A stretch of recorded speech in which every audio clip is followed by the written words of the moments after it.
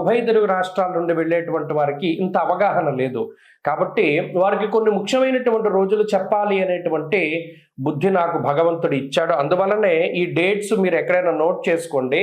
ఈ రోజులు చాలా ఇంపార్టెంట్. అందులో మొట్టమొదటిది పుష్య పూర్ణిమ, అనగా జనవరి 13వ తారీఖు. ఆ రోజుతోటే ప్రారంభమవుతాయి ఈ కుంభమేళా అంతా కూడాను.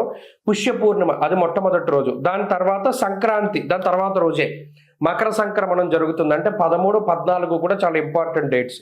ఆ తర్వాత మౌని అమావాస్య, పుష్యమాసంలో వచ్చేటువంటి అమావాస్య జనవరి 29వ తారీఖు, అది కూడా చాలా ముఖ్యమైనటువంటి రోజు. ఆ తర్వాత వసంత పంచమి, మాఘమాసంలో వచ్చేటువంటి పంచమి తిథి, సరస్వతి అమ్మవారి పుట్టినరోజుగా చెప్తారు. ఆ రోజున ఫిబ్రవరి 3వ తారీఖు చాలా ముఖ్యమైనటువంటి రోజు. అలాగే మాఘ పూర్ణిమ చాలా విశేషమైనటువంటి రోజు. మాఘ పూర్ణిమ ఫిబ్రవరి 12వ తారీఖు, అది కూడా చాలా ముఖ్యమైనటువంటిది. మహాశివరాత్రి ఫిబ్రవరి 26వ తారీఖు తోటి ఈ కుంభమేళా పూర్తవుతుంది. మహాశివరాత్రి అతి ముఖ్యమైనటువంటి రోజు. ఆ రోజుతోటి కుంభమేళా ముగుస్తుంది. కాబట్టి ఇవి చాలా ముఖ్యమైనటువంటి డేట్స్. ఎవరైనా మన వాళ్ళు నిజానికి కుంభమేళాలో పాల్గొనడమే చాలా అదృష్టం.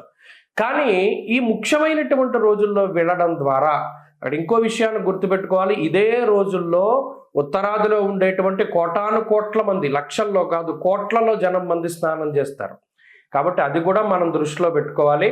సాధ్యమైనంత వరకు ఒకవేళ ఎవరైనా చాలా ప్రశాంతమైన వాతావరణంలో వెళ్ళాలి అనుకున్న వాళ్ళు ఈ డేట్స్ అన్నిటిని అవాయిడ్ చేసుకోవాలి. చేసుకుంటే అక్కడ కొద్దిగా రష్ తగ్గుగా ఉంటుంది. ఈ డేట్స్ ఏవైతే నేను ముఖ్యంగా చెప్పానో అందులో విపరీతమైనటువంటి క్రౌడ్ ఉంటుంది. కాబట్టి చాలా జాగ్రత్తగా అందరూ కూడా వెళ్ళి రండి. ఏదైనా సరే ఆ ముఖ్యమైన రోజుల్లో అయినా మామూలు రోజుల్లో అయినా ఏదైనా కుంభమేళా ఒకటే.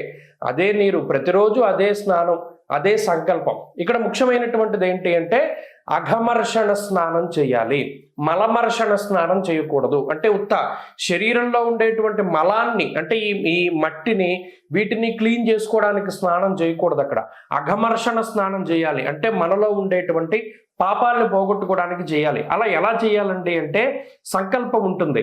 ప్రయాగలో స్నానం చేయడానికి సంకల్పం ఉంటుంది. ఆ సంకల్పం చెప్పుకొని మనం ఏదైతే ఇది చేస్తున్నామో, మన జన్మ ప్రభృతి ఏ తక్షణ పర్యంతం సంకల్పాలు చెప్పేటువంటి బ్రాహ్మలు ఉంటారు. కాబట్టి వారి దగ్గరికి వెళ్ళి చక్కగా సంకల్పం చెప్పి స్నానం చేయండి. దాన్ని అఘమర్షణ స్నానం అంటారు. ఆ స్నానం ద్వారా కుంభమేళాలో ఈ శరీరాన్ని భగవంతుడిచ్చినందుకు, ఈ శరీరంతోనే కాకుండా గత జన్మల్లో చేసినటువంటి సంచిత ఆగామి ప్రారబ్ధ కర్మలన్నింటినీ కూడా పోగొట్టుకోవడానికి ఇదొక అద్భుతమైనటువంటి అవకాశం.